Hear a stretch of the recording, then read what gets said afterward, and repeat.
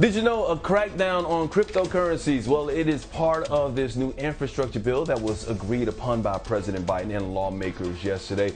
Now, this comes as companies like mega retail giant Amazon considers adding Bitcoin and other cryptocurrencies to its form of payment. Kathy Hackle, a tech futurist and CEO of the Futures Intelligence Group, joins us to break down Bitcoin and what this means for the average consumer. Welcome to BNC, Kathy. So happy to have you on with us. Well, excited to be here. I'm excited about cryptocurrency. My brother got me involved in this a couple of years ago. It really messes with my anxiety, I will say that. So let's break it down, because a lot of people have heard about cryptocurrency. They've definitely heard about Bitcoin, but there are a lot of people that still don't understand exactly what it is. If you could put it in layman's terms for us in a couple of seconds, how would you describe it? Yeah, so basically the dollar, which we're used to using, is a fiat currency. So it has a physical form, right? Even though we use it in digital form sometimes, but it has a physical form. It is regulated by the government. And normally if you transact, you're going to go through a bank. With cryptocurrencies like Bitcoin, Ethereum, XRP, like we mentioned, basically this is a digital currency, and it uses peer-to-peer technology or user-to-user technology called the blockchain to do immediate payments. So because of this, because it is user to user, it is decentralized, which means that you kind of don't need intermediaries of banks. And I think that that's one of the things that people are like, I'm not sure, or yes, I'm very interested. So I hope that kind of explains in a very basic way what cryptocurrencies are. A really good job right there. Well, yesterday, the government's been trying to crack down on cryptocurrencies, and this infrastructure bill, they got something in there that would actually do that when it comes to taxes. I panicked, to be quite honest with you. I thought this was going to go make my stock drop. I looked at Coinbase, I looked at Black Wall Street, and I was like, okay, it didn't really affect it as much. But future long runs, what could this potentially do for investors?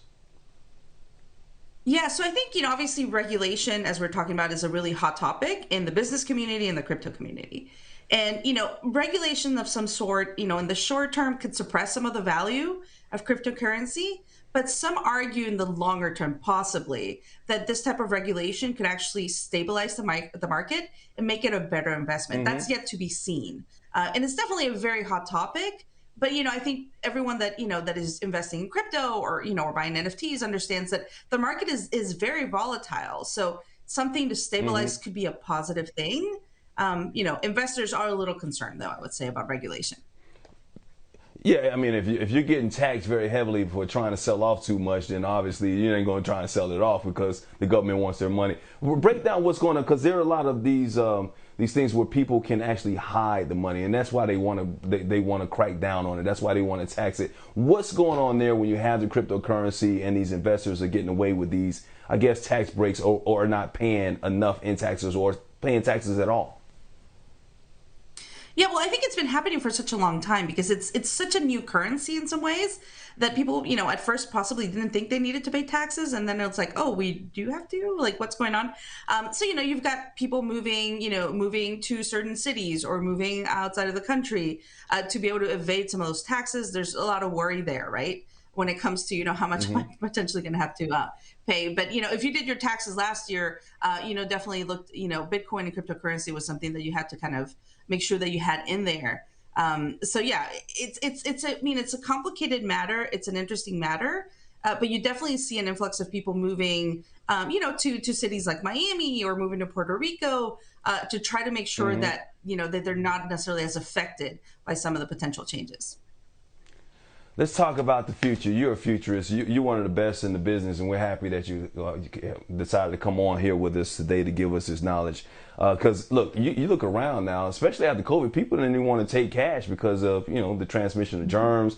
You got a lot of restaurants that right now don't take cash. It's like Apple Pay. You got Venmo. You got Zelle. You got Cash App that's out there. You heard about Tesla, Amazon right now thinking about taking cryptocurrency, maybe Coinbase, as a payment. As a futurist, do you envision a cash-free society coming up soon?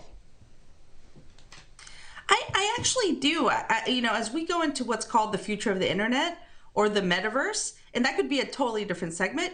But as we go into this kind of future where physical and digital converge even further, digital currency is going to be even more exciting. Right. And I feel like millennials and Gen Z, especially, they're really into digital payments, digital ownership. I actually saw a statistic from CNBC that said that almost 50% of millennial millionaires have a quarter of their wealth in cryptocurrency. So that to me is a very big signal that younger generations, the younger millennials and the Gen Zs, are very interested in these digital currencies. And as we move into what's called Web 3.0 or the future of the internet, it's about digital ownership, it's about digital goods. And the dollar, while it's still an amazing currency, might not be as easy to use when it comes to some of these digital transactions that need to happen almost immediately. Case in point, if you're buying something over the weekend, it doesn't post to your bank till Monday, but sometimes you have to have these exchanges of currency over the weekend, and they happen, immediately using the blockchain. I like this futurist thing. I got a couple of seconds here. I've been knowing you a good 5-6 minutes here. We're friends. So you're a futurist. You're one of the best in the business. Once again, would you tell people to stick around when it comes to cryptocurrency? Would that be your advice? I mean, if you, oh yeah, shake your head. 100%, 100%. I would tell people, if you have a little extra cash and you want to kind of start investing, don't put your whole life's fortune in it just yet, at least. Put a little bit in it, play with it. You and I, before we went live, we're talking about Coinbase and kind of seeing what's going on with the cryptocurrency. It could be a wild ride, right? So don't put your life's fortune in it, but definitely, start investing little bits here and there, because in some ways, digital currencies are the future. So it's smart to maybe get into the game now. I knew I liked you. Tech futurist Kathy Hackle, we appreciate you. Thank you for being here on Start Your Day. Hopefully you'll come back and see us again sometime soon.